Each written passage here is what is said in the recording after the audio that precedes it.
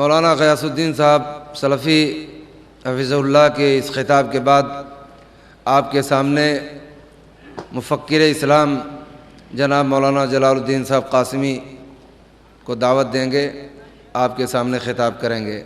حضرات، کل جو بات تھی وہ بات آج نہیں رہے گی انشاءاللہ۔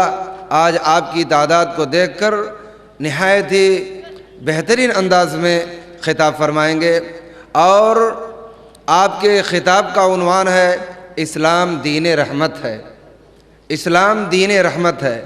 مولانا جلال الدین صاحب قاسمی حفظہ اللہ سے درخواست ہے کہ آپ خطاب فرمائیں۔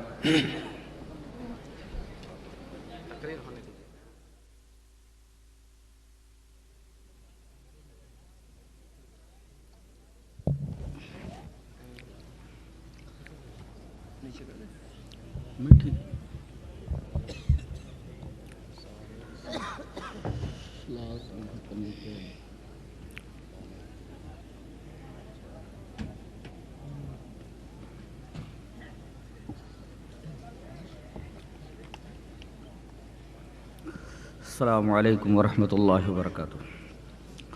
ان الحمد للہ نحمده ونستعینه ونستغفره ونعوذ باللہ من شرور انفسنا ومن سیئات اعمالنا، من يهده الله فلا مضل له ومن يضلل فلا هادي له، واشهد ان لا اله الا الله وحده لا شريك له، واشهد ان محمدا عبده ورسوله۔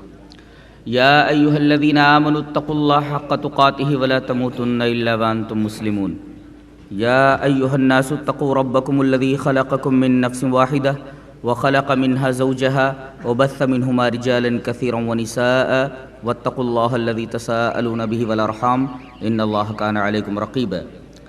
یا ایہا الذین آمنوا اتقوا اللہ وقولوا قولا سدیدا یصلح لکم اعمالکم ویغفر لکم ذنوبکم ومن يطع الله ورسوله فقد فاز فوزا عظيما۔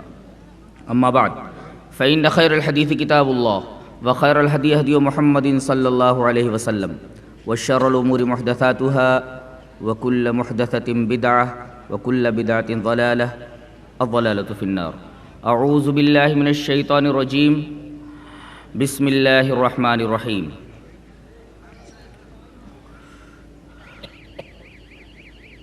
الحمد للہ رب العالمین الرحمن الرحیم۔ وقال اللہ تعالی وما ارسلناک الا رحمۃ للعالمین۔ موقر علماء کرام، محترم بزرگوں، نوجوان بھائیوں، پیارے بچوں، پردہ نشین ماں اور بہنوں، آئیے پہلے اللہ تبارک و تعالی کی رحمت کتنی ہے ایک حدیث کی روشنی میں دیکھ لیتے ہیں۔ اناؤنسر نے جیسا کہ آپ کے سامنے بیان کیا کہ آج میرا موضوع بحث اسلام دین رحمت۔ اللہ تبارک و تعالیٰ کتنا رحیم ہے، اس کی رحمت کا ایک منظر ایک حدیث کی روشنی میں دیکھ لیتے ہیں۔ حدیث اس طرح ہے، وعن ابی ہریرہ رضی اللہ تعالی عنہ قال سمعت رسول اللہ صلی اللہ علیہ وسلم یقول ان اللہ خلق الرحمت حین خلقها یا یوم خلقها مئة رحمة فأمسك عنده 99 رحمة وأرسل في خلقه كلهم رحمة واحدة فلو يعلم الكافر بكل الذي عند الله من الرحمة لم ييأس من الجنة ولو يعلم المؤمن بكل الذي عند الله من العذاب لم يأمن من النار۔ رواه البخاری في کتاب الرقاق۔ حضرت امام بخاری حدیث پاک کو ایسے ہی کتاب الرقاق میں لائے ہیں۔ حضرت ابو ہریرہ فرماتے ہیں کہ میں نے نبی کریم صلی اللہ علیہ وسلم کو یہ فرماتے سنا کہ اللہ تبارک و تعالی نے جس دن رحمت کو پیدا کیا تو پیدا کرنے کے بعد رحمت کے 100 حصے کر لیے۔ پہلے ٹکڑے سے 2 باتیں معلوم ہوئی، ایک تو رحمت مخلوق ہے، اللہ تبارک و تعالی نے رحمت کو پیدا کیا ہے، جب پیدا کی گئی تو وہ مخلوق ہے۔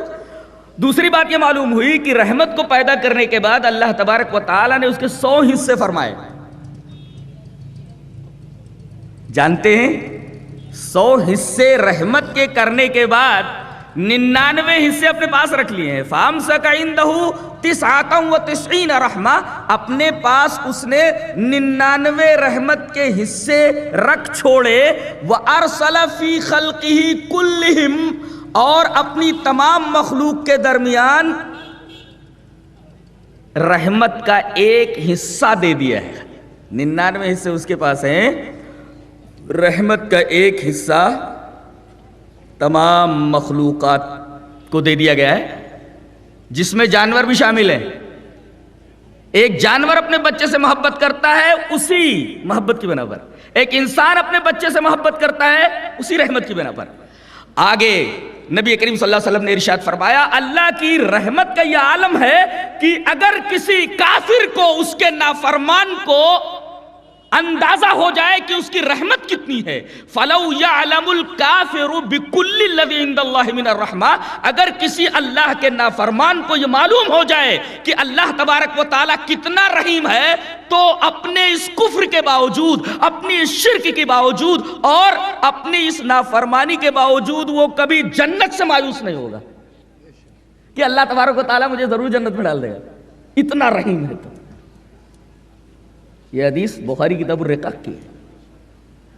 اس سے اللہ تبارک و تعالیٰ کی رحمت کا اندازہ ہوا کہ جب 99 حصے رحمت کے اس کے پاس ہیں تو وہ کتنا رحیم ہوگا. لکھ دیا، وہ کتاب کدھر ہے؟ اپنی ایک کتاب میں لکھ دیا. وہ کتاب کدھر ہے اور کیا لکھا ہے؟ دونوں سوالوں کا جواب آگے آ رہا ہے. فَهُوَ عِنْدَهُ فَوْقَ الْعَرْشِ، وہ اسی کے پاس کہیں عرش کے اوپر رکھی ہوئی ہے، اس کے پاس ہی کہیں ہے. فَهُوَ عِنْدَهُ فَوْقَ الْعَرْشِ، وہ کتاب وہیں کہیں اس کے عرش کے اوپر ہے، اس کے پاس کہیں قریب رکھی ہوئی ہے. وہ کتاب تو وہاں ہے. کیا لکھا ہوا ہے اس نے مخلوق کو پیدا کرنے کے بعد؟ کہ ان رحمتی تغلب غضبی، بے شک میری رحمت میری غضب پر حاوی ہے، میری رحمت میرے غضب کے اوپر حاوی ہے. ویسے میں جبار بھی ہوں، قہار بھی ہوں، لیکن ان تمام صفتوں کے اوپر میرا جو صفت رحم ہے، میری جو صفت رحم وہ غالب ہے. جبر کے اوپر، قہر کے اوپر، انتقام کے اوپر، ان تمام صفتوں کے اوپر اللہ تبارک و تعالیٰ کی صفت رحمت حاوی ہے. یہ حدیث پاک بھی اللہ تبارک و تعالیٰ کی رحمت کتنی ہے ہمیں شعور دے دیتی ہے، بتا دیتی ہے.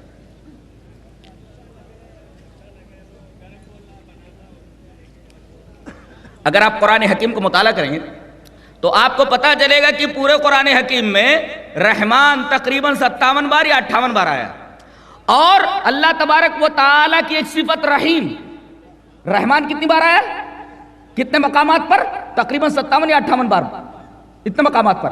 اور صفت رحیم 95 ٹائمز، 95 مرتبہ 95 مقامات پر یہ صفت آئی ہے. 57 یا 58 بار صفت رحمان اور صفت رحیم 95 بار. اور آپ کو یہ سن کر حیرت ہوگی کہ اللہ تبارک و تعالیٰ کی جو صفت الرحمان ہے، اس کے ساتھ جڑ کر کے، مربوط ہو کر کے صرف ایک ہی صفت قرآن میں آئی، وہ رحیم ہے. الرحمان کے ساتھ کوئی اور صفت نہیں آئی ہے. الرحمان کے ساتھ صرف ایک ہی صفت مربوط ہو کر کے آئی ہے، ایک ہی صفت کمبائن ہوئی ہے، وہ صفت رحیم ہے جو 95 بار آئی ہے. اسی وجہ سے آپ دیکھیں کہ بسم اللہ الرحمن الرحیم، الحمدللہ رب العالمین الرحمن الرحیم. رحمان کے ساتھ پورے قرآن حکیم میں صرف صفت رحیم ہی مربوط ہے.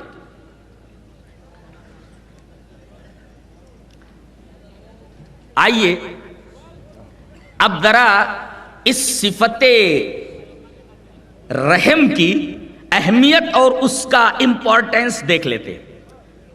کہاں سے شروع کریں؟ کتے سے شروع کریں کہ بلی سے شروع کریں کہ بکری سے شروع کریں؟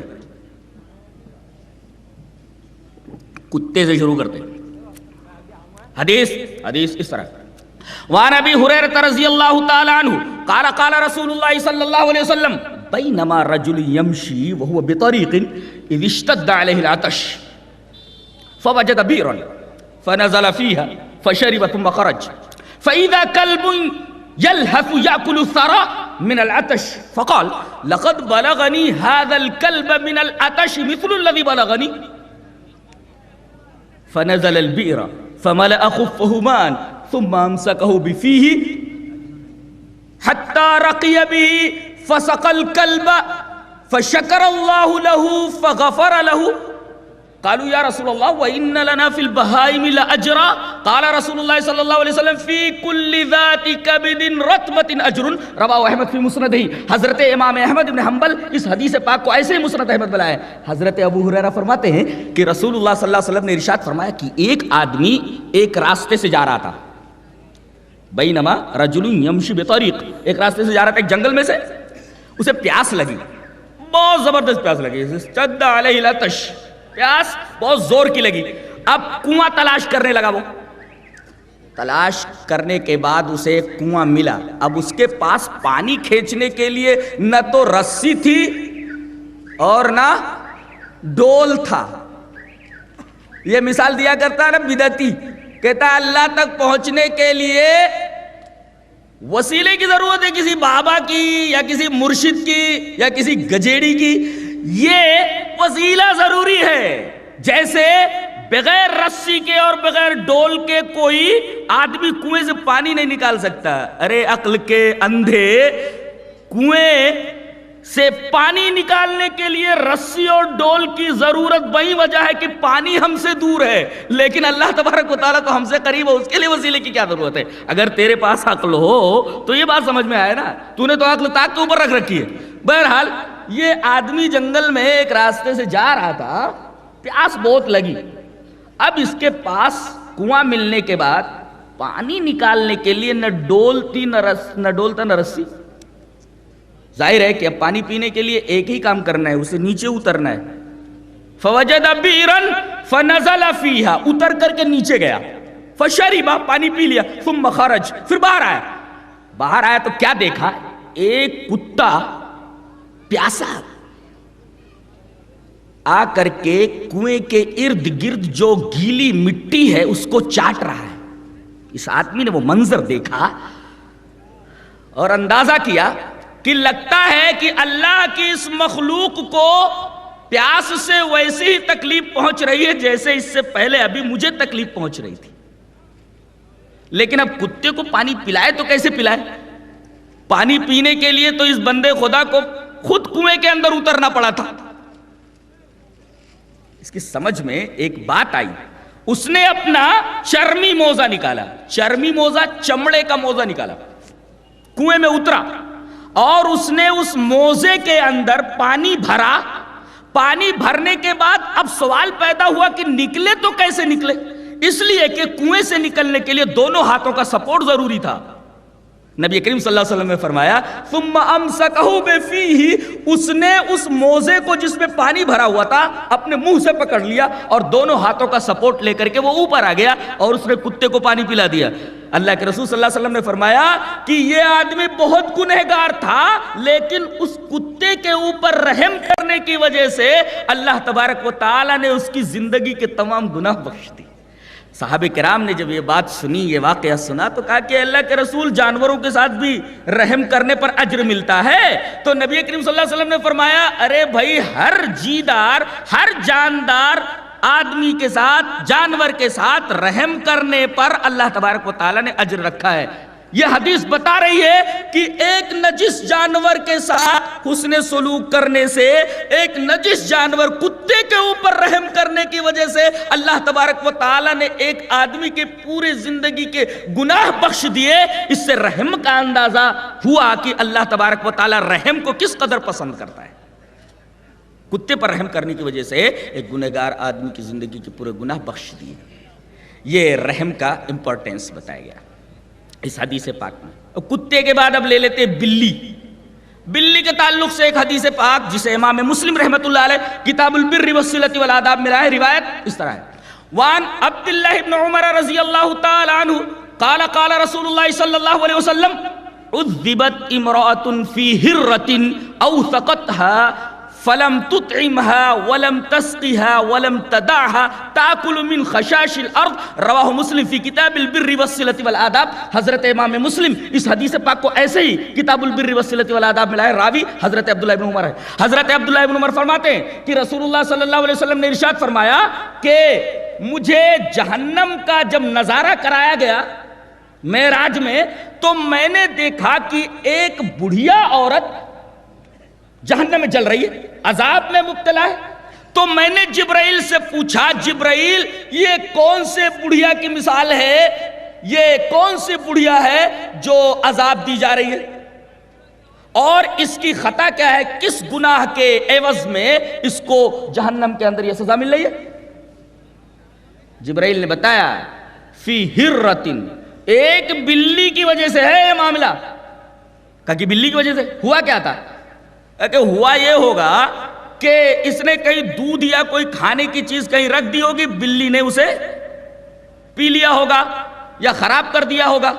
اب غصے میں آ کر کے اس نے بلی کو ایک کمرے میں بند کر دیا، فلم تطعمھا، نہ تو کھانا دیا، ولم تسقھا، نہ تو پینے کے لیے کچھ دیا، ولم تدعھا، اور نہ تو اس کو چھوڑا کہ تاکل من خشاش الارض، کہ زمین کے اندر جائے اور کیڑے مکوڑے کھائے۔ تڑپ تڑپ کر کے وہ بلی اسی کمرے میں مر گئی۔ اس عورت کی بے رحمی کی وجہ سے اللہ تبارک و تعالی نے اس کو جہنم کے اندر ڈالا ہوا ہے۔ تو بلی کے ساتھ بدسلوکی کرنے کی بنا پر، اس کے ساتھ بے رحمی سے پیش آنے کی بنا پر ایک عورت کو اللہ تبارک و تعالی نے جہنم کے اندر ڈال دیا، جس سے اندازہ ہوا کہ رحم کی اللہ کے ہاں کتنی اہمیت ہے، اور بے رحمی کو وہ کس قدر مبغوض فرماتا ہے، کس قدر ناپسند فرماتا ہے، جس کی وجہ سے ایک عورت جہنم میں چلی گئی۔ بلی سے چھوٹی کون سی چیز ہے؟ چڑیا، چڑیا، چڑیا۔ حدیث پاک دیکھیں، وعن عبد الرحمن بن عبد الله عن ابيه قال، سند ہے، نزل رسول الله صلی اللہ علیہ وسلم منزلا فانطلق انسان الى غيضة فاخرج منها بيض حمرة فجاءت الحمرة ترف على راس رسول الله صلی اللہ علیہ وسلم ورؤوس اصحابه فقال رسول الله صلی اللہ علیہ وسلم ايكم فجاء هذه فقال رجل من القوم انا اصبت لها بيضا قال اردد، یا قال رسول اللہ صلی اللہ علیہ وسلم اردده، رواہ احمد فی مسندی۔ حضرت امام احمد ابن حنبل رحمۃ اللہ علیہ اپنی حدیث کی کتاب مسند احمد میں اس حدیث کو ایسے ہی لایا ہے۔ حضرت عبد الرحمن ابن عبداللہ روایت کرتے ہیں اپنے باپ سے، وہ کہتے ہیں کہ رسول اللہ صلی اللہ علیہ وسلم ایک دفعہ سفر میں جا رہے تھے تو ایک جگہ آپ نے پڑاؤ ڈالا، نزل رسول اللہ صلی اللہ علیہ وسلم منزلا، ایک پڑاؤ پر آپ رکے، پڑاؤ کی آپ ایک جگہ، ایک آدمی گیا ایک جھاڑی کے پاس، جھاڑی میں بش جھاڑی کے پاس گیا، اور وہاں اس نے دیکھا کہ ایک لال چڑی نے انڈے دے رکھے، ہمارا نے، چھوٹی چڑیا ہے، اس نے انڈے دے رکھے، انڈے بڑے خوبصورت تھے، اس نے وہ انڈے وہاں گھونسلے سے نکال لیے۔ اب جب چڑیا آئی، اس نے دیکھا کہ انڈے نہیں ہیں۔ اللہ تعالیٰ نے اتنا تو شعور دے ہی رکھا ہے پرندوں کو بھی کہ یہ حرکت کس نے کی ہے، آس پاس کے کسی انسانی نے کی ہے جو یہاں ٹھہرے ہوئے، آئی اور وہ نبی کریم صلی اللہ علیہ وسلم کے سر مبارک کے اوپر کبھی پھڑ پھڑاتی، فجاءت الحمرۃ ترف علی راس رسول اللہ صلی اللہ علیہ وسلم ورؤوس اصحابہ، کبھی تو وہ رسول اللہ صلی اللہ علیہ وسلم کے سر مبارک کے اوپر پھڑ پھڑاتی اور کبھی صحابہ کرام کے سروں پر آ جاتی۔ رحمت للعالمین نے چھوٹے سے پرندے کی بے قراری اور بے تابی دیکھی، دل پریشان ہو گیا۔ اللہ اکبر، ایک پرندے کی بے تابی اور پریشانی دیکھ کر جس رسول کا دل پریشان ہو جائے، اندازہ لگایا جا سکتا ہے کہ وہ رسول کتنا رحیم ہوگا۔ اللہ اکبر، آپ فرما رہے ایکم فجا ہذہ، ارے مجھے یہ بتاؤ کہ اس اللہ کی چھوٹی سی مخلوق کو کس نے درد مند بنایا ہے، کس نے اس کو درد پہنچایا ہے؟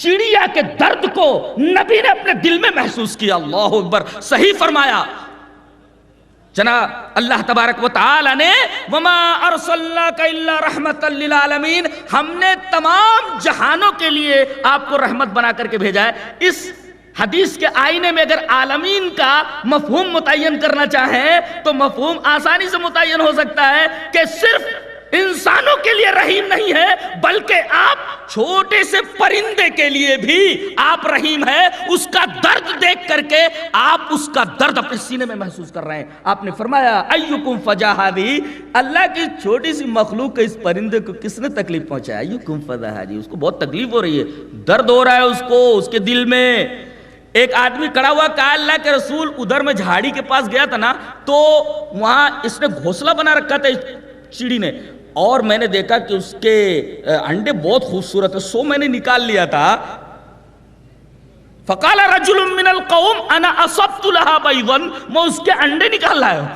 نبی کریم صلی اللہ علیہ وسلم فرمایا جاؤ وہ انڈے وہیں رکھ کر کے آؤ، ارددو، یہ انڈے وہیں اس کے گھونسلے میں رکھ کر کے آؤ.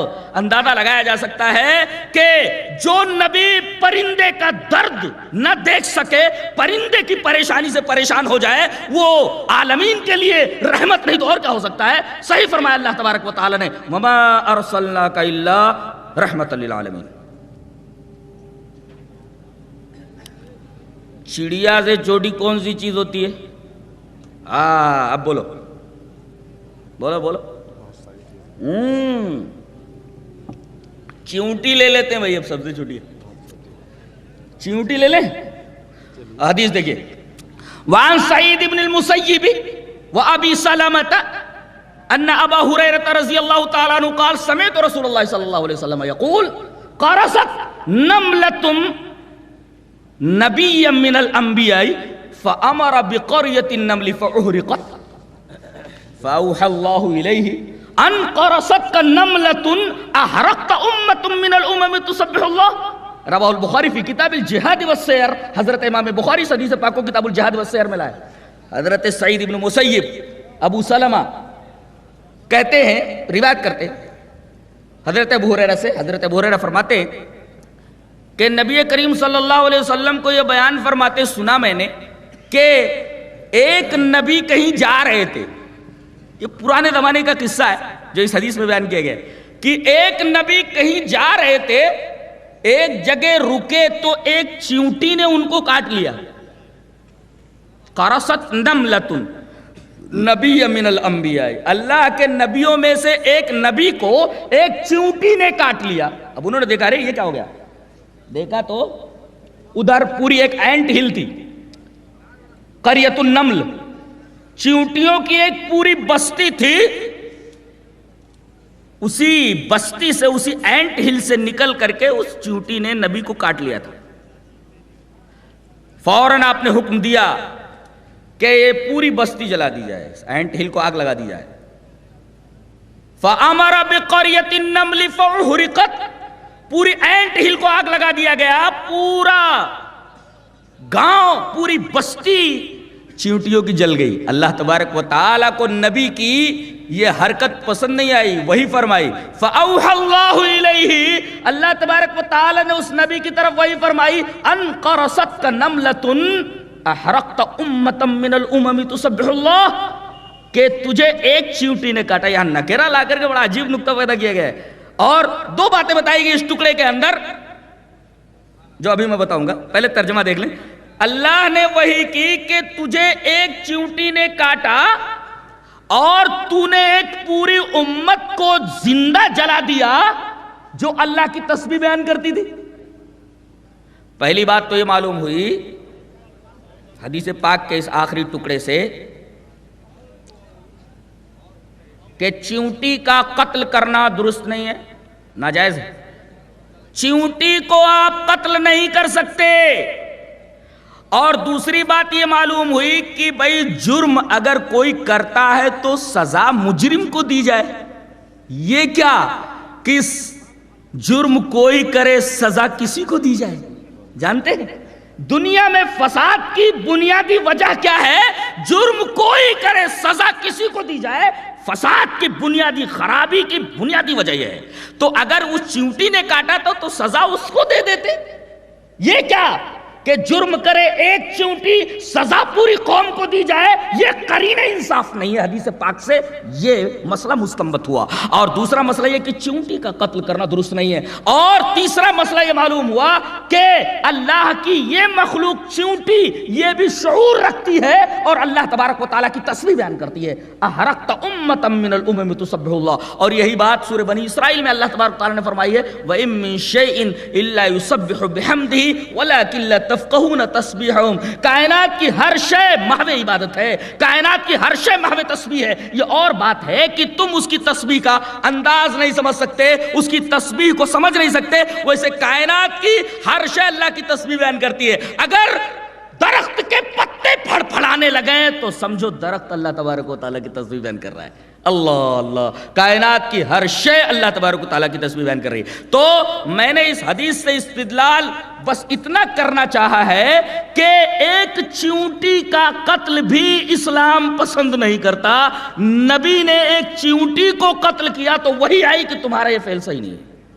بتائیے، جس مذہب کے اندر ایک چیونٹی کو نہیں قتل کیا جا سکتا، درست نہیں ہے، تو پھر ایسی قوم کو دہشت گردی کا لیبل لگانا، دہشت گرد قرار دینا، یہاں تک کہ رحمت للعالمین کو معاذ اللہ دہشت گرد قرار دینا، یہ دنیا کا سب سے بڑا ظلم ہے۔ اس سے بڑا ظلم تو نہیں ہو سکتا۔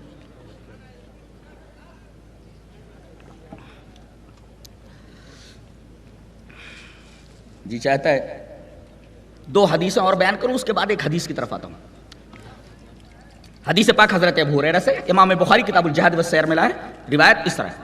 وعن ابی ہریرہ رضی اللہ تعالی عنہ انہ قال بعثنا رسول اللہ صلی اللہ علیہ وسلم فی بعث فقال ان وجدتم فلانا وفلانا فاحرقوهما بالنار ثم قال رسول اللہ صلی اللہ علیہ وسلم حين اردنا الخروج انی امرتکم ان تحرقوا فلانا وفلانا وَإِنَّ النَّارَ لَا يُعَذِّبُ بِهَا إِلَّا اللَّهُ فَإِن وَجَدتُّمُوهُمَا فَاقْتُلُوهُمَا رواہ البخاری فی کتاب الجہاد والسیر۔ یہ روایت ایسے ہی بخاری کتاب الجہاد میں موجود ہے۔ حضرت ابو ہریرہ فرماتے ہیں کہ رسول اللہ صلی اللہ علیہ وسلم نے ہم کو ایک لشکر میں بھیجا، اور جب ہم لوگ تیار ہونے لگے تو آپ نے فرمایا دیکھو، دو آدمیوں کو، فلاں اور فلاں کو اگر پانا تو انہیں زندہ جلا دینا، فَأَحْرِقُوهُمَا بِالنَّارِ، ان دونوں کو زندہ جلا دینا۔ یہ تو آپ نے حکم دے دیا، لیکن جب لشکر تیار ہو کر کے جانے لگا، حضرت ابو ہریرہ فرماتے کہ حین اردنا الخروج، جب ہم نے نکلنے کا ارادہ کیا تو نبی کریم صلی اللہ علیہ وسلم تشریف لائے اور کہا کہ دیکھو انی امرتکم ان تحرقوا فلانا وفلانا، میں نے تمہیں حکم دیا تھا کہ فلاں اور فلاں کو زندہ جلا دینا۔ ایک بات یاد رکھو، وَإِنَّ النَّارَ لَا يُعَذِّبُ بِهَا إِلَّا اللَّهُ، آگ کا عذاب اللہ کے علاوہ کوئی نہیں دے سکتا، لہذا میں نے جو بات کہی تھی وہ غلط کہی تھی، لہذا وہ جب مل جائے تو ان کو صرف قتل کر دینا، زندہ نہیں جلانا، اس لیے کہ آگ کا عذاب صرف اللہ دے سکتا ہے۔ گویا کسی انسان کو یہ حق حاصل نہیں کہ وہ کسی انسان کو زندہ جلا دے۔ ہمارے نبی نے منع فرمایا ہے، مجرم کا جرم کتنا ہی شدید کیوں نہ ہو، اسے آگ کا عذاب نہیں دیا جا سکتا، اسے زندہ نہیں جلایا جا سکتا، یہاں تو معصوموں کو بلا خطا بلا جرم کے زندہ جلا دیا جاتا ہے۔ بتائیے اسلام سراپا رحمت ہے کہ نہیں؟ اسلام دین رحمت ہے کہ نہیں؟ کہ نبی نے حکم دیا کہ جرم اگرچہ ان دونوں کا بہت بڑا ہے، لیکن آگ کا عذاب دینا یہ صرف اللہ تبارک و تعالیٰ کا حق ہے، لہذا میں نے پہلے جو بات کہی تھی وہ بات صحیح نہیں ہے، میں رجوع کرتا ہوں، اب اگر وہ ملیں تو صرف ان کو قتل کر دینا۔ یہاں ایک نقطہ ملا کہ نبی کی دو حیثیتیں ہوتی ہیں، ایک بشر کی حیثیت ہوتی ہے اور ایک نبی کی، رسول کی۔ اگر بشریت کے پلیٹ فارم سے کوئی بات کہتا ہے تو آپ تسلیم کریں یا نہ کریں، لیکن اگر وہ رسالت کے پلیٹ فارم سے بولتا ہے تو اس کی ایک ایک ادا واجب الاطاعت ہے۔ کسی ایک ادا کے بارے میں آپ یہ نہیں کہہ سکتے میں نہیں کروں گا اگر آپ رسالت کے پلیٹ فارم سے بول رہے ہیں۔ یہ تقسیم کیوں؟ دلیل اس طرح ہے۔ وعن انس رضی اللہ تعالی عنہ ان النبی صلی اللہ علیہ وسلم مر بقوم یلقحون فقال لو لم تفعلوا لصلح، قال فخرج شیسا فمر بهم فقال ما لنخلكم، قالوا قلت كذا وكذا، قال انتم اعلم بامور دنیاکم، رواہ مسلم فی کتاب الفضائل۔ حضرت امام مسلم اس حدیث پاک کو کتاب الفضائل میں لایا، راوی حضرت انس ہے۔ حضرت انس رضی اللہ تعالیٰ عنہ فرماتے ہیں کہ نبی کریم صلی اللہ علیہ وسلم کا گزر کچھ لوگوں کے پاس سے ہوا جو لوگ نر کھجور اور مادہ کھجور کو ملا کر کے پلانٹ کر رہے تھے، وہ کھجور کی کاشت کرنے کا ایک طریقہ تھا کہ کچھ نر کھجوروں کو اور مادہ کھجوروں کو ملا کر کے زمین میں اس کو پلانٹ کرتے. نبی یار کا کیا کر رہے ہو؟ کہا کہ اللہ کے رسول نر کھجور اور مادہ کھجور دونوں کو ملا کر کے ہم لوگ پلانٹ کرتے. کہتے یہ کیا مادہ کھجور اور نر کھجور ایسے ہی لگا لو.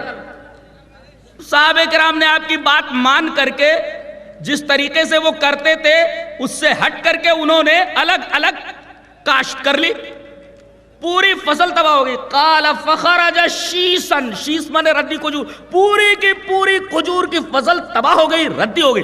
اب نبی کریم صلی اللہ علیہ وسلم ایک دفعہ ان کے پاس سے گزرے, بولے ارے بھائی وہ مالی نخلکم, وہ تمہارے کھجوروں کا کیا ہوا؟ کھجوروں کا کیا ہوا؟ وہ مادہ اور نر ملا کر کے تم لوگ پلانٹ کرتے تھے, کیا ہوا؟ کہا کہ اللہ کے رسول پوری فصل کی ایسی تیسی ہو گئی ہے. قلت کذا و کذا, آپ نے ایسا کہا تھا, ہم لوگوں نے ویسا کر لیا, پوری فصل کی ایسی تیسی ہو گئی ہے, پوری فصل تباہ ہو گئی ہے. آپ نے فرمایا انتم عالم بامور دنیاکم, تم لوگ اپنی دنیا کا معاملہ مجھ سے زیادہ جانتے ہو.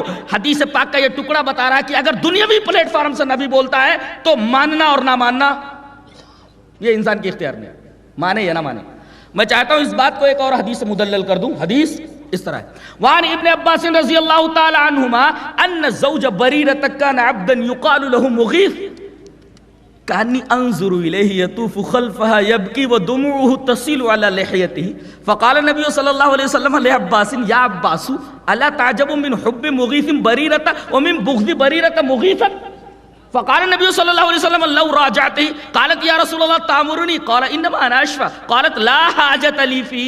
رواہ البخاری فی کتاب الطلاق. حضرت امام بخاری اس حدیث پاک کو ایسے کتاب الطلاق میں لائے. حضرت ابن عباس فرماتے ہیں کہ ایک صحابی تھے, غلام تھے, وہ مغیث نام تھا ان کا. مغیث وہ کالے کلوٹے تھے, ذرا کالے رنگ کے تھے. ان کی شادی غلامی کے دور میں ایک خوبصورت عورت بریرہ سے ہو گئی تھی, غالباً یہ حضرت عائشہ کی لونڈی تھی, ان سے ان کا نکاح ہوا تھا. اب حضرت بریرہ آزاد ہو گئی, اور اسلام کا یہ مسئلہ ہے کہ اگر غلام اور بادی دونوں نکاح میں ہیں, ان میں سے ایک آزاد ہو جائے تو اب اختیار ہے, شوہر چاہے بیوی کو اپنی نکاح میں رکھے یا نہ رکھے, عورت کو بھی یہی اختیار ہے کہ وہ شوہر کو اپنا شوہر مانے یا نہ مانے. اب بریرہ نے کہا کہ یہ تو غلامی کے دور کی بات تھی, اب اللہ نے مجھے یہ حق دیا ہے, لہذا اب میں مغیث کے حبال عقد سے نکلتی ہوں, ان کے حبال عقد میں نہیں رہتی. اب حضرت مغیث جو ہے بہت دکھی ہوئے, بہت پریشان ہوئے, بہت روتے تھے ان کی یاد میں, اور یہ جس گلی میں جاتی پیچھے پیچھے اس گلی میں یہ بھی چلے جاتے. بہت سارے لونڈے ہوتے نا, کدھر جا رہا تو پیچھے سے چلے جاتے تھے, دیکھتے رہتے. ہاں تو حضرت بھی وہ جدھر جاتی ادھر یہ جاتے اور روتے رہتے. حدیث پاک کا ٹکڑا ہے, وہ دموع تصل علی لحیتی, ان کے آنسو ان کے داڑھیوں کے اوپر گرتے رہتے, داڑھی کے اوپر گرتے رہتے. جو چکنے کر لیتے ان کا آنسو کدھر گرتا؟ ان کے آنسو تو داڑھی کے اوپر گر رہے تھے, یہ تو چکنا کر لیتے, اگر روئے تو کدھر گرے گا آنسو؟ تو مجھے بتاؤ. وہ دموع تصل علی لحیتی, ان کے آنسو ان کے داڑھی کے اوپر گر رہے تھے. یہ خبر پورے مدینے میں پھیل گئی. حضرت عباس آئے, کہا کہ نبی نے کہا کہ اللہ کے رسول آپ دیکھ رہے ہیں کیا حال بنا رکھا ہے مغیث نے اپنا. نبی کریم صلی اللہ علیہ وسلم نے فرمایا, عباس تعجب تو ہوتا ہے کہ مغیث بریرہ سے کس قدر محبت کرتے ہیں اور بریرہ مغیث سے کس قدر نفرت کرتی ہے. تو کہا کہ اللہ کے رسول ذرا بریرہ کو بلا کر آپ سمجھاؤ نا. کہ ٹھیک ہے بلاتا ہوں. حضرت بریرہ آئی, آپ نے فرمایا لو راجاتی, ایسا کیوں نہیں کرتی, رجوع کر لیتے, شوہر مان لو, ان کے حوالے عقد میں رہو. کہنے لگی اے اللہ کے رسول آپ یہ حکم دے رہے ہیں. قالت یا رسول اللہ تامرنی, اے اللہ کے رسول آپ کا یہ حکم ہے, آپ رسالت کے پلیٹ فارم سے بول رہے ہیں. قال انما انا اشفى, نہیں بھائی رسالت کے پلیٹ فارم سے نہیں بول رہا ہوں, دنیا کے پلیٹ فارم سے بول رہا ہوں, محمد ابن عبداللہ کے حیثیت سے بول رہا ہوں, میں تو صرف سفارش کر رہا ہوں مغیث کی. کہا کہ لا حاجت لی فی, مجھے آپ کے اس مشورے کی ضرورت نہیں ہے, مجھے اللہ نے اختیار دیا ہے, چاہے میں آپ کی بات مانوں یا نہ مانوں. آپ اگر رسالت کے پلیٹ فارم سے بول رہے ہیں تو میں ابھی رجوع کرتی ہوں, اور اگر آپ محمد ابن عبداللہ کی حیثیت سے بول رہے ہیں تو آپ کے مشورے کی مجھے ضرورت نہیں. لا حاجت لی فی سے پتہ چلا کہ نبی کے دو حیثیتیں ہیں. اور ایک نقطہ یہاں جو ملا وہ یہ ہے، اعتراض کرتے ہیں کہ مسلمانوں کے ہاں اسلام میں اس قدر عورتوں کو دبا کر رکھا جاتا ہے کہ وہ اپنی آواز نہیں نکال سکتی. آواز کیسے نہیں نکال سکتے؟ وہ بتاتے ہیں نا، کوئی لڑکی سے کسی کی نسبت ہوئی تو بولے وہ بہت کڑک ہے، وہ ذرا سنبھالنا اس کو.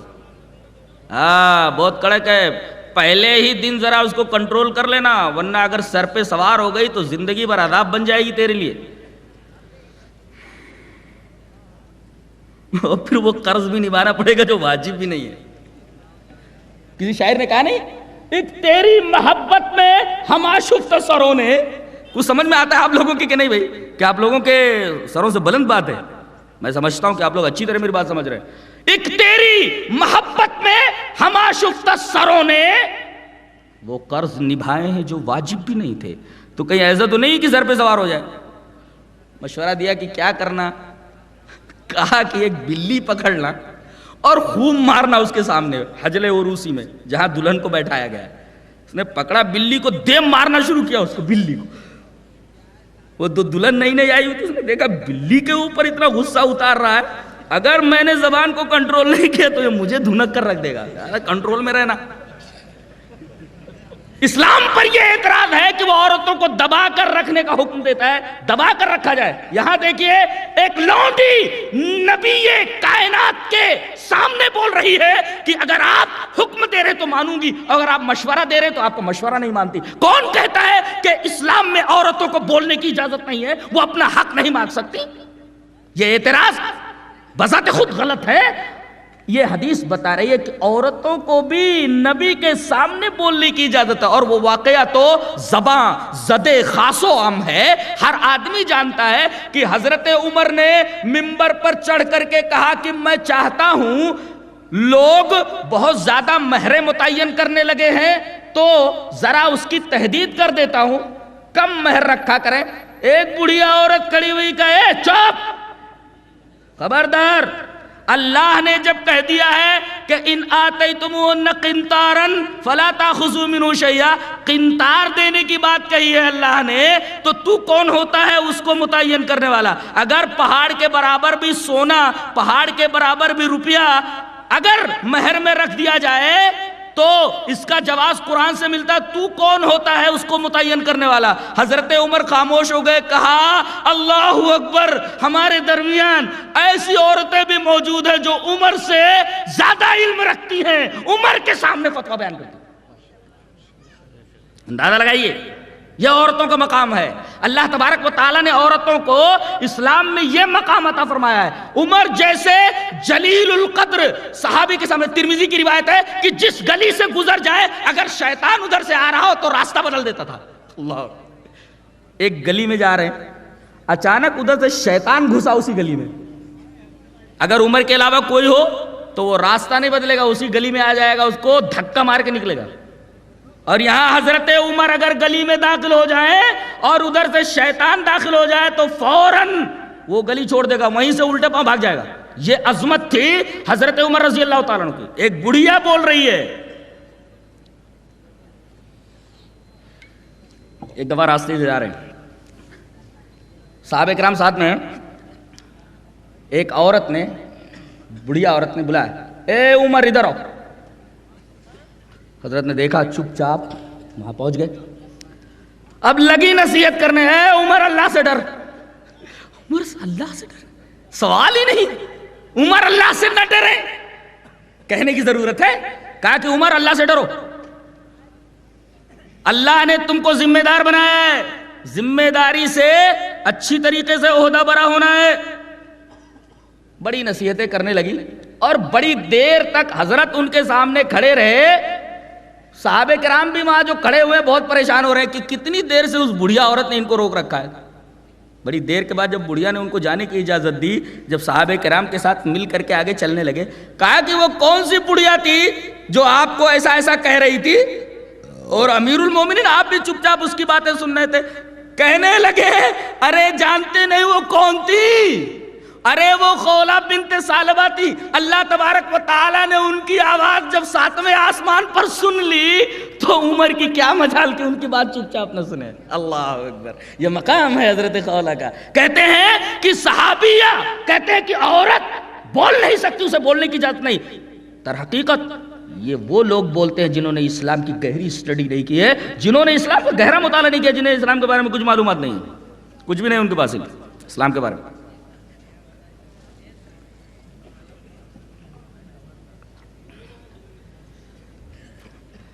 اب آ جائیں پلٹ کر پیچھے. نبی کریم صلی اللہ علیہ وسلم جنگ کے لیے بھیج رہے ہیں، لڑنے کے لیے. آج تو عام حالات میں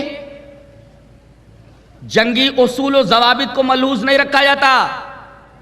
یہاں لڑنے کے لیے جا رہے ہیں اور جنگی اصول و ضوابط نبی کریم صلی اللہ علیہ وسلم بتا رہے ہیں. حدیث اس طرح: وعن خالد بن الفزر حدثني انس بن مالك ان رسول الله صلى الله عليه وسلم قال انطلقوا بسم الله وبالله وعلى ملة رسول الله لا تقتلوا شيخا فانيا ولا طفلا ولا صغيرا ولا امرأة ولا تغلوا وضموا غنائمكم واصلحوا واحسنوا ان الله يحب المحسنين. رواہ ابو داؤد فی کتاب الجہاد. حضرت امام ابی داؤد اس حدیث پاک کو کتاب الجہاد والسیر میں لائے. حضرت خالد بن فضر روایت کرتے ہیں کہ مجھ سے حدیث بیان کیا انس بن مالک نے. وہ فرماتے ہیں کہ نبی کریم صلی اللہ علیہ وسلم نے ارشاد فرمایا کہ جاؤ اللہ کے نام کے ساتھ، اللہ کی مدد کے ساتھ. انطلقوا بسم اللہ، اللہ کا نام لے کر جاؤ. وہ باللہ، اللہ کی مدد کے ساتھ جاؤ، اللہ کی مدد تمہارے ساتھ ہمیشہ رہے. وعلی ملت رسول اللہ، رسول اللہ صلی اللہ علیہ وسلم کی ملت کے اوپر جاؤ. اور دیکھو جنگی اصول و ضوابط کو اپنی نگاہ میں رکھو.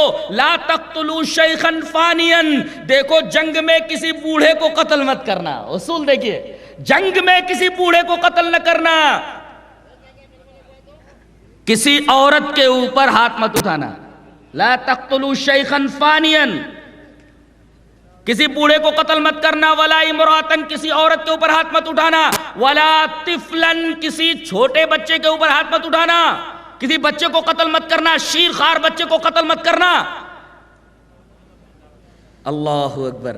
اور دیکھو غنیمت کے مال کے اندر خیانت نہ کرنا، اسے اکٹھا کرنا اور اصلاح کرتے رہنا، اچھے کام کرتے رہنا. بے شک اللہ اچھے کام کرنے والوں کو پسند کرتا ہے. یہ پورے حدیث پاک کا ترجمہ ہے. غور کیجئے، جنگ کے اندر جاتے ہوئے اللہ کے رسول صلی اللہ علیہ وسلم جنگی اصول بیان کر رہے ہیں کہ کسی بوڑھے کو قتل نہیں کرنا، کسی عورت کے اوپر ہاتھ مت اٹھانا، کسی بچے کے اوپر ہاتھ مت اٹھانا، کسی بچے کو قتل مت کرنا. بتائیے یہ اصول و ضوابط نبی بتا رہے ہیں. اس لشکر کے سامنے یہ اصول رکھ رہے ہیں جو لشکر جنگ کے لیے تیار ہو رہا ہے، جنگ کے لیے جا رہا ہے. وما ارسلناک الا رحمۃ للعالمین.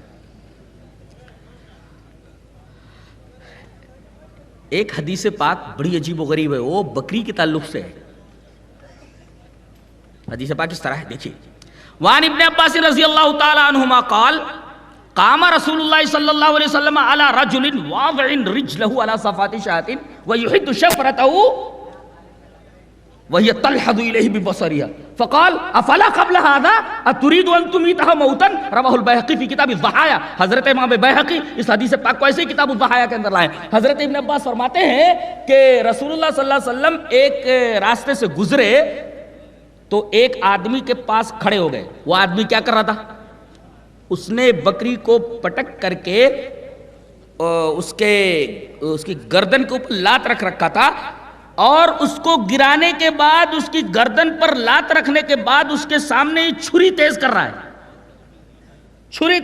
ہے اور بیچاری ڈر کے مارے وہ اس کی طرف دیکھ رہی ہے. وَهِيَ تَلْحَظُ إِلَيْهِ بِبَصَرِهَا، گھبرا کر کے پریشان ہو کر کے ڈر کے مارے اس کی طرف دیکھ رہی ہے. نبی کریم صلی اللہ علیہ وسلم نے اسے مخاطب کر کے فرمایا افلا قبل هذا، ارے اس کو گرانے سے پہلے کیوں نہیں چھری دبا کر لی؟ اتريد ان تميتها موتا، ایک موت تو دے ہی رہا ہے، اس کے سامنے چھری تیز کر کے ایک موت اور دینا چاہتا ہے.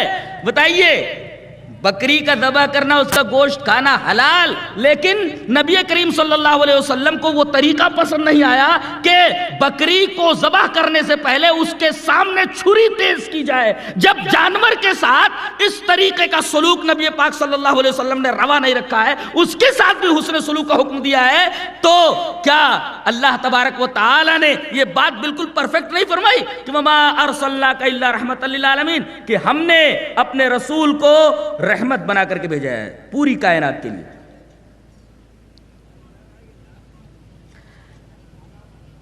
ایک حدیث پاک اور پھر اس کے بعد اسی کے ضمن میں ایک بڑا پیارا استدلال، ایک سوال اور اس کا جواب۔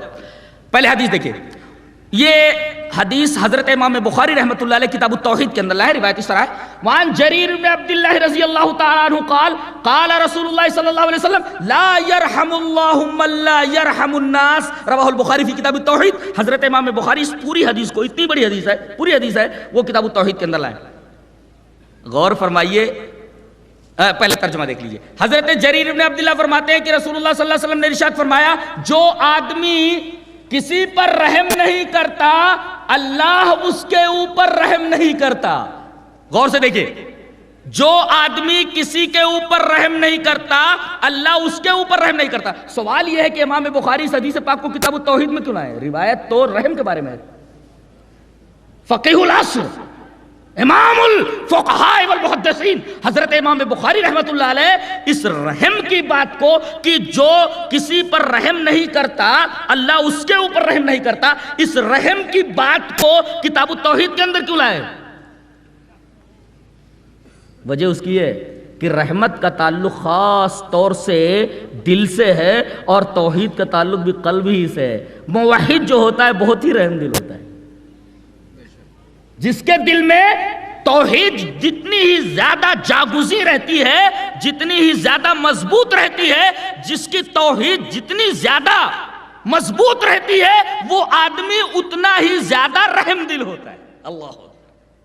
اسی وجہ سے امام بخاری اس حدیث پاک کو کتاب التوحید کے اندر لائیں، گویا کہ رحم کا اور توحید کا بڑا گہرا تعلق ہے، ایک دوسرے سے بڑا گہرا رابطہ۔ موحد جو ہوتا ہے وہ بڑا رحیم ہوتا ہے، اسی وجہ سے صحابہ کرام رضوان اللہ تعالی علیہم اجمعین بھی بڑے رحیم تھے۔ اور ایک عجیب ربط ہے، اللہ نے فرمایا کہ میں رحمان اور رحیم، اپنے بارے میں فرمایا، کیا فرمایا؟ الحمدللہ رب العالمین الرحمن الرحیم، میں رحمان اور رحیم۔ تو رحم کی صفت سے جس طرح میں متصف ہوں، میرا نبی بھی اسی صفت سے متصف ہے۔ وما ارسلناک الا رحمۃ للعالمین، میں الرحمن الرحیم تو میرا نبی رحمت للعالمین۔ اور آپ کے ہاتھ پر بیعت کرنے والے، آپ کے ہاتھ کے اوپر پہلے ایمان لانے والے صحابہ کرام رضوان اللہ تعالی علیہم اجمعین بھی اس صفت سے متصف، جیسا کہ اللہ نے سورہ فتح کے اندر ارشاد فرمایا، محمد الرسول اللہ والذین معہ اشداء علی الکفار رحماء بینہم۔ یہ صحابہ کرام کی صفت بیان کی گئی کہ وہ غیروں کے اوپر سخت ہیں مگر اپنوں کے درمیان بڑے رحیم ہیں۔ اللہ نے اپنے کو رحم سے متصف فرمایا، صفت رحمت سے متصف فرمایا، اپنے نبی کو صفت رحمت سے متصف کیا۔ اسی طریقے سے صحابہ کرام کے بارے میں بھی وہی صفت لائی گئی، رحماء بینہم۔ اقبال نے کہا نہیں، ہو حلقہ یاراں تو بریشم کی طرح نرم، کیا بولتا ہے؟ ہو حلقہ یاراں تو بریشم کی طرح نرم، رزم حق و باطل تو فولاد ہے مومن۔ یعنی مسلمان کسی کے اوپر بیجا ظلم نہیں کرتا، کسی کو بیجا ستاتا نہیں۔ یہ اور بات ہے کہ کوئی سانپ کے دم پر پیر رکھ دے تو سانپ تو کاٹے گا ہی نا، اسے اجازت تو نہیں ہے کہ وہ کسی کو ستائے، لیکن اگر کوئی اس کے پیچھے پڑ جائے تو خاطر خواہ تو سزا ضروری ہے، سزا ضروری ہے۔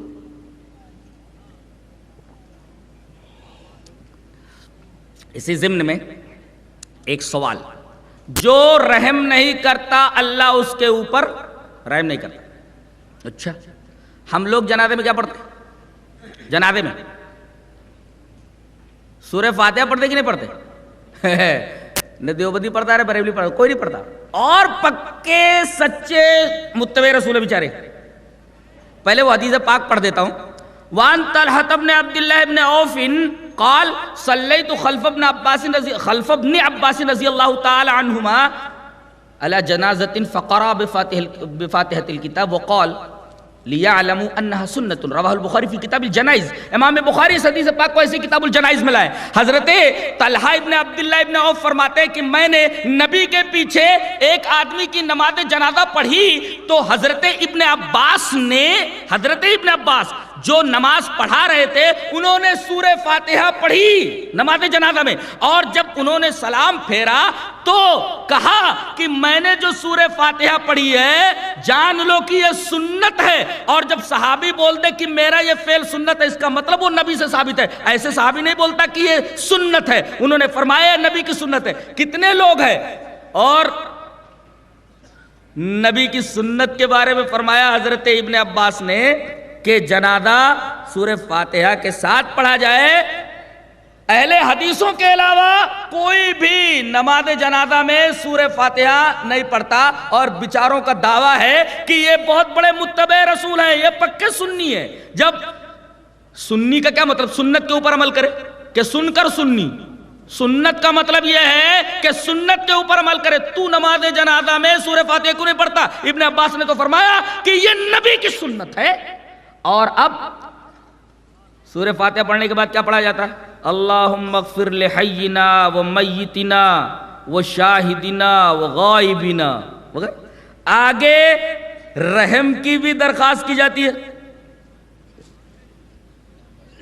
رحم کی بھی درخواست کی جاتی ہے. اللہ تبارک تعالیٰ مردے کے اوپر رحم فرما، رحم کی بھی دعا کی جاتی ہے.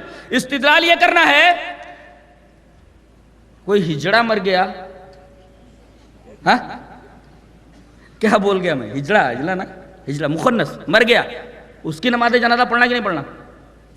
یہ مسئلہ آیا تو مفتی کے پاس، مفتی کیا جواب دے گا؟ ہجڑے کی نماز جنازہ پڑھنا کہ نہیں پڑھنا؟ اولاً تو ملتے نہیں ہیں وہ مرنے کے بعد، ملتے نہیں ہو. کہاں لے جایا جاتا ان کو؟ کیسے ان کو دفنایا جاتا؟ اللہ کو معلوم. اولاً تو مل جائے تو نماز جنازہ پڑھنا کہ نہیں پڑھنا؟ ہاں اب دیکھیں یہاں اللہ کے رسول صلی اللہ علیہ وسلم نے نماز جنازہ میں جو دعا پڑھی ہے، اگر فقیہ ہے اور اہل حدیث ہی حقیقت میں فقیہ ہوتے، اللہم اغفر لحینا و میتنا، اے اللہ بخش دے ہمارے زندے کو اور ہمارے مردے کو، یعنی جو ہمارا ہو جائے اہل حدیث ہو جائے اگر کوئی ہجڑا تو اس کی نماز جنازہ پڑھی جائے گی، ورنہ نہیں پڑھی جائے گی. چلے نا؟ استدلال صحیح ہے نا جی؟ عبداللہ روپڑی نے یہ استدلال کیا ہے، یہ میرا استدلال نہیں. اگر وہ موحد ہے، سنت رسول کے اوپر عمل کرتا ہے، تو ایسے مخنث کی نماز جنازہ پڑھی جائے گی، وہ بھی سورہ فاتحہ کے ساتھ. اللہم اغفر لحینا و میتنا و شاہدنا و غائبنا وغیرہ ذلك.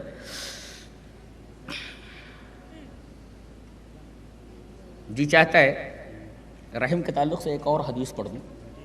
حدیث اس طرح ہے. وعن عبداللہ ابن عمرو رضی اللہ تعالیٰ عنہ قال قال رسول اللہ صلی اللہ علیہ وسلم الراحمون يرحمهم الرحمن ارحموا من في الارض يرحمكم من في السماء الرحم الشجنة من الرحمن فمن وصلها وصله الله ومن قطعها قطعه الله رواہ الترمذی فی کتاب البر والصلة والآداب. حضرت امام ترمذی اس حدیث پاک کو ایسے ہی کتاب البر والصلة والآداب میں لائے. راوی حضرت عبداللہ ابن عمر رضی اللہ تعالیٰ عنہ، عمر نہیں، عمر کی روایت تو پیش کی میں نے، ابن عمر کی وہ جو بلی والی روایت تھی، یہ روایت حضرت عبداللہ ابن عمر سے. حضرت عبداللہ ابن عمر رضی اللہ تعالیٰ عنہ فرماتے کہ رسول اللہ صلی اللہ علیہ وسلم نے ارشاد فرمایا کہ رحم کرنے والوں کے اوپر ہی اللہ رحم کرتا ہے. اللہ الراحمون یرحمہم الرحمن، رحمان رحم کرتا ہے رحم کرنے والوں کے اوپر. لہذا اگر تمہیں اللہ تبارک و تعالیٰ کا رحم چاہیے تو دنیا والوں کے اوپر رحم کرو. اچھا عجیب بات تو یہ ہے کہ یہاں کسی کی تخصیص نہیں کی گئی کہ کس کے اوپر رحم کرو، عام بات کہی گئی ارحموا من فی الارض یرحمکم من فی السماء.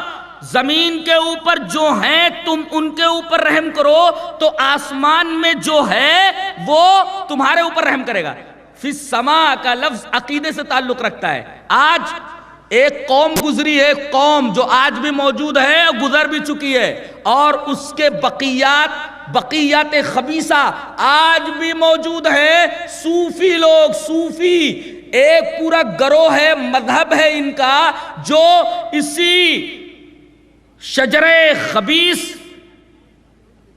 سے جڑا ہوا ہے، اس شجرے خبیث کے نیچے کھڑا ہوا ہے، پورا کا پورا مذہب، ایک پورا گروہ۔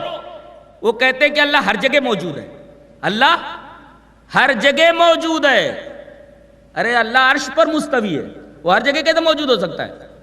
الرحمن علی العرش استویٰ، رحمان عرش کے اوپر مستوی ہے ذات کے اعتبار سے، وہ دنیا میں نہیں آتا، ہاں علم کے اعتبار سے، تصرف کے اعتبار سے، ارادے کے اعتبار سے وہ ہر جگہ موجود ہے۔ کائنات کی ایک شے کا اسے علم ہے، ایک ذرے کا علم اسے، لیکن ذات کے اعتبار سے وہ عرش پر مستوی ہے۔ اور یہ بات کم علم لونڈی کو معلوم تھی، جو آج کے ہمارے فلاسفر حضرات نہیں جانتے۔ ایک لونڈی لائی گئی جسے آزاد کیا جانا تھا، موتقا آزاد کیا جانا تھا، اس کو لائی گئی، نبی کریم صلی اللہ علیہ وسلم نے اس کو آزاد کرنے کی ترغیب سے پہلے اس کا امتحان لیا، ٹیسٹ لیا۔ اللہ کے رسول نے فرمایا کہ اللہ کہاں ہے؟ ویئر از اللہ؟ اللہ کدھر ہے، کہاں ہے؟ فوراً لونڈی نے اپنا ہاتھ آسمان کی طرف اٹھایا، انگلی آسمان کی طرف اٹھائی، اللہ اوپر ہے، اوپر ہے اللہ۔ لونڈی نے کہا ہر جگہ موجود ہے۔ بتائیے کس طریقے کے عقائد سے صحابہ کرام رضوان اللہ تعالی علیہم اجمعین کے کس طرح نکھرے ہوئے ستھرے عقائد تھے، اور آج پڑھے لکھے لوگوں کے عقیدے اس کے در بگڑے ہوئے، کہتے ہر جگہ موجود ہے۔ ارے ذات کے اعتبار سے عرش پر مستوی ہے، علم کے اعتبار سے ہر جگہ موجود ہے، تصرف کے اعتبار سے ارادے کا۔ تو ارحموا من فی الارض یرحمکم من فی السماء، تم زمین پر جو ہیں ان کے اوپر رحم کرو، تو جو آسمان میں ہے وہ، یہاں فی کا مطلب ہے اعلی، آسمان پر ہے، آسمانوں کے اوپر ہے، بلندی کی طرف اشارہ ہے۔ کرو مہربانی تم اہل زمین پر، خدا مہربان ہوگا عرش بری پر، یہ ترجمہ کر لیجئے۔ اس کے بعد اللہ کے رسول نے فرمایا الرحیم شجنۃ من الرحمن، یہ رحم رحمان سے نکلا ہے، رحمان سے مشتق ہے، تو جو رحم کو جوڑے گا اللہ اس کو جوڑے گا، جو رحم کو کاٹ دے گا اللہ اس کو کاٹ دے گا۔ مجھے اس حدیث کے تناظر میں ایک واقعہ یاد آیا، حضرت ابو ہریرہ رضی اللہ تعالیٰ، جانتے ہیں یہ کون ہے؟ حدیثوں کے بہت ہی شیدائی، بھوکے پیاسے یہ نبی کریم صلی اللہ علیہ وسلم کے پیچھے پیچھے چلا کرتے تھے کہ کبھی کوئی حدیث بولیں اور یہ فوراً لکھ لیں، اس کو یاد کر لیں۔ نبی کریم صلی اللہ علیہ وسلم کے اس دنیا سے چلے جانے کے بعد کافی دنوں کے بعد طائف آپ کا آنا ہوا۔ کہاں؟ طائف گئے، شور ہو گیا پورے طائف میں کہ نبی کریم صلی اللہ علیہ وسلم کے پیارے صحابی حضرت ابو ہریرہ طائف آئے ہوئے ہیں، ان کا بیان رکھ دیا جائے۔ آج تو دین سے کوئی محبت تو ہے نہیں، بڑے خوش نصیب ہیں آپ لوگ، اللہ تبارک و تعالیٰ آپ لوگوں کے آنے کو قبول فرمائے کہ آپ لوگ دین کی نسبت سے یہاں آئے ہیں، دین کی محبت میں آئے ہیں۔ یہ کام فضولیات میں بھی، یہ وقت فضولیات میں بھی صرف ہو سکتا تھا، بڑے خوش نصیب ہیں آپ لوگ جو یہاں تشریف لائے۔ طائف میں شور مچ گیا کہ نبی کے بڑے پیارے صحابی ابو ہریرہ آئے ہوئے ہیں، بیان رکھ دیا جائے ان کا طائف کی جامع مسجد میں۔ منبر پر حضرت بیٹھ گئے، بیٹھتے ہی سب سے پہلے آپ نے یہ فرمایا کہ اگر کوئی اس مجلس کے اندر قاطع رحم بیٹھا ہوا ہو، رشتہ داری کو کاٹنے والا، تو اٹھ کر چلا جائے۔ یہ بات سننے کے بعد ایک نوجوان مجلس کے آخر سے اٹھا اور دروازے سے سیدھا نکلتا ہوا آگے چلا گیا۔ پھر آپ نے بیان شروع کیا، تقریر ختم ہوئی، وہ نوجوان تھوڑی دیر کے بعد آ کر بیٹھ گیا۔ تقریر ختم ہونے کے بعد وہ آیا، کہا کہ آپ رسول کے صحابی ہیں، آپ نے ایک بات کہی کہ اگر اس مجلس کے اندر کوئی رشتہ داری کا کاٹنے والا بیٹھا ہوا تو اٹھ کر چلا جائے۔ میں تو اٹھ کر چلا گیا تھا۔ اے اللہ کے رسول کے صحابی، میرا اور میرے ماموں کا 36 کا آنکڑا تھا، محاورہ یہ بنتی نہیں تھی۔ میں ان کو منا کر آ گیا، میں نے معافی مانگ لی، منا کر آ گیا ہوں تب بیٹھا ہوں۔ میں یہ پوچھنا چاہتا ہوں آپ نے ایسی بات کیوں کہی؟ کہا ابو ہریرہ رضی اللہ تعالیٰ عنہ نے کہ میں نے جناب محمد الرسول اللہ صلی اللہ علیہ وسلم کو یہ فرماتے سنا ہے کہ جس مجلس کے اندر کوئی قاطع رحم موجود ہو اس مجلس کے اوپر رحمت کے فرشتے نہیں آتے. پتہ نہیں کتنے لوگ ہیں یہاں, پتہ نہیں رحمت کے فرشتے ادھر ہیں بھی کہ نہیں, اللہ بہتر جانتا ہے. کتنے قاطع رحم یہاں بیٹھے ہوئے, بھائی سے بھائی کا جھگڑا ہے, ماموں کا بھانجے سے جھگڑا ہے, پتہ نہیں کیا کیا, کون کون سے بغض اور کون کون سے کینے لیے ہوئے لوگ, کیا کیا پھڈا اور کیا کیا لفڑا کیے ہوئے آئے ہوئے ہیں لوگ ہیں. یہ تو میرا ایک گمان ہے, یقین نہیں. اللہ تبارک و تعالی ہم کو ان تمام چیزوں سے محفوظ رکھے, خاص طور سے قطع رحم سے. اس لیے کہ حدیث پاک میں ہے جو ابھی میں نے پڑھا حضرت عبداللہ ابن عمر رضی اللہ تعالیٰ سے مروی ہے, فَمَن وَصَلَهَا وَصَلَهُ اللَّهُ, جو رحم کو رشتہ داری کو جوڑے گا اللہ اس کو جوڑے گا. وَمَن قَطَعَهَا قَطَعَهُ اللَّهُ, جو اس رشتہ داری کو کاٹ دے گا اللہ اس کو کاٹ دے گا. جب اسلام رحم کی تعلیمات دیتا ہے تو ذبح اور جانوروں کو کاٹنے کا حکم کیوں دیتا ہے؟ یہ ایک سوال ہے. اس سوال کا جواب ڈھونڈ لیتے ہیں. سوال کیا ہے کہ اگر اسلام رحم کی تعلیم دیتا ہے تو پھر جانوروں کو ذبح کیوں کیا جاتا ہے, مرغے کو ذبح کیوں کیا جاتا ہے, بکروں کو ذبح کیوں کیا جاتا ہے, اور دیگر جانوروں کو ذبح کر کے مسلمان کیوں کہا جاتا ہے؟ یہ ذبح کرنا تو رحم کے خلاف ہے. اس کا کیا جواب ہے؟ اس کا بڑا پیارا اور بڑا گہرا جواب ایک دینا چاہ رہا ہوں میں کہ اس سوال, یہ جو سوال کیا جاتا ہے یہ غلط فہمی پر مبنی ہے. اصل میں اگر وہ قرآن پڑھتے یا غور کرتے اپنی ذات کے اوپر تو ان کو معلوم ہوتا کہ انسان کے علاوہ جتنی بھی چیزیں ہیں اس دنیا میں وہ سب کی سب انسان کی خدمت کے لیے بنی ہوئی ہے. اسی وجہ سے اللہ تبارک تعالیٰ نے فرمایا وَسَخَّرَ لَكُم مَّا فِي السَّمَاوَاتِ وَمَا فِي الْأَرْضِ جَمِيعًا مِّنْهُ, اے انسانوں دنیا کی تمام چیزوں کو اللہ نے تمہارے لیے مسخر کر دیا ہے, وہ سب تمہاری خدمت کے لیے. بنیادی غلطی یہاں ہو رہی ہے, کیا یہ سمجھ لیا گیا ہے کہ یہ ہمارے خادم نہیں ہے, کچھ اور ہیں. اگر غور کیا جاتا اور قرآن حکیم کی یہ آیت نگاہوں کے سامنے ہوتی تو کبھی آدمی یہ سوال نہیں کرتا کہ جانوروں کو اگر ذبح کیا گیا تو یہ بے رحمی ہوئی. اس لیے کہ اللہ نے فرما دیا کہ کائنات کی تمام چیزیں تمہاری خدمت کے لیے بنائی گئی ہے, کائنات کی ہر شے تمہاری خدمت میں لگی ہوئی ہے, اسی لیے میں نے ان تمام چیزوں کو پیدا کیا تاکہ تم فائدہ اٹھاؤ ان تمام چیزوں سے. ان کا رسپیکٹ نہیں کرنا ہے, یہ تمہارے خادم ہیں, نوکر ہیں, تمہارے لیے مسخر کر دیے گئے ہیں, لہذا تم ان سے فائدہ اٹھاؤ. ہاں دنیا کی تمام چیزیں تمہارے لیے, تم کس کے لیے؟ اللہ کی عبادت کے لیے. تو فرما دیا گیا وما خلقت الجن والانس الا ليعبدون. تو یہ سوال در حقیقت اس غلط فہمی پر مبنی ہے. یہ سمجھ لیا گیا کہ یہ خادم کے علاوہ کچھ اور بھی ہیں. اب دیکھیے اگر کوئی آدمی گوشت نہ کھائے تو فطرت سے انحراف کرتا ہے, اور عجیب بات تو یہ ہے کہ اگر بلی چوہے کو مار کر کھا جائے تو کوئی بلی کے اوپر تشریح نہیں کرتا, کوئی طنز نہیں کرتا, بلی کو کوئی سزا نہیں دیتا, بلکہ بلیوں کو تو پالتے. کتا بھی گوشت ہی کھاتا ہے, کتوں کو لیے ہوئے یہ اعتراض کرنے والے گاڑیوں میں گھومتے رہتے ہیں. کوئی اعتراض نہیں کرتا کہ یہ چوہے کو کائے کو کھا جاتا ہے, اب بلی کو کائے کو مار ڈالتا ہے. شیر ہرن کا شکار کرتا ہے اور دیگر جانوروں کا شکار کرتا ہے, اس کو زو کے اندر پالا جاتا ہے. کوئی اعتراض نہیں کرتا شیر کے اوپر, کوئی اعتراض نہیں کرتا بلی کے اوپر, کوئی اعتراض نہیں کرتا کتے کے اوپر, بلکہ ان کو باقاعدہ پالا جاتا ہے. تو یہ اعتراض شیروں کے اوپر کیوں نہیں ہے, صرف انسان کے اوپر کیوں ہے؟ اور ہم یہ بھی دیکھتے ہیں کہ جتنے بھی گوشت خور ہیں جانور, ان کے جو دانت ہیں نا وہ کچلیوں والے ہیں, لیکن جو جانور گوشت نہیں کھاتے, گھاس وغیرہ کھاتے, ان کے دانت کچلیوں والے نہیں ہوتے. گھاس کھانے والے جانوروں کے دانت الگ ہوتے ہیں, گوشت کھانے والے جانوروں کے دانت الگ ہوتے ہیں. اب انسان ذرا اپنے دانتوں کے اوپر نگاہ ڈالے تو اس کو عجیب لگے گا کہ اس میں کچھ دانت ایسے ہیں جو گوشت کھانے والے, کچلیوں والے, اور کچھ دانت ایسے ہیں جو سبزی کھانے والے ہیں. تو فطرت خود یہ بتا رہی ہے, انسان کی ساخت, اس کا اسٹرکچر یہ خود بتا رہا ہے کہ یہ گوشت بھی کھانے کے لیے بنایا گیا ہے اور یہ سبزی بھی کھانے کے لیے بنایا گیا ہے. اگر اس کے اوپر پابندی عائد کی جائے تو در حقیقت یہ فطرت سے انحراف ہوگا, یہ نیچر سے انحراف ہوگا. اور اعتراض کرنے والوں کی کتابوں میں یہ ساری باتیں لکھی ہوئی ہیں. جس بات کو انہوں نے ایشو بنا لیا ہوا ہے. تو بہرحال یہ بات ثابت ہوئی کہ سچ مچ یہ دین رحمت ہے اور سراپا رحم ہے. اس کا رسول سراپا رحم تھے صحابہ کرام رضوان اللہ تعالی علیہم اجمعین، اور اسی رحم کی تعلیم اسلام دیتا ہے.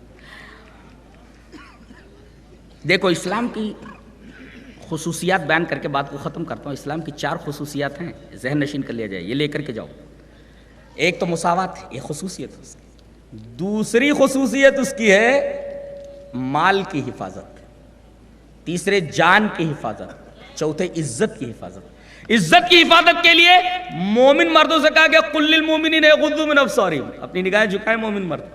عورتوں سے کہا گیا وقل للمؤمنات یغضضن من ابصارہن، مومنہ عورتیں اپنی نگاہیں جھکا لیں. دیکھیں عزت کی حفاظت یہ اسلام کی ایک خصوصیت، اور مال کی حفاظت ولا تاکلوا اموالکم بینکم بالباطل، مال کو باطل طریقے سے مت کھاؤ. مال کی حفاظت اور جان کی، من قتل نفسا بغیر نفس او فساد فی الارض فکانما قتل الناس جميعا، جو آدمی بلا وجہ کسی ایک آدمی کو قتل کر دے وہ پوری انسانیت کا قاتل ہے. بتائیے انسانی جان کا احترام کسی اور مذہب کے اندر اس طریقے کا ہے؟ انسانی جانوں کا احترام اس انداز کا کسی اور مذہب کے اندر آپ نہیں پائیں گے.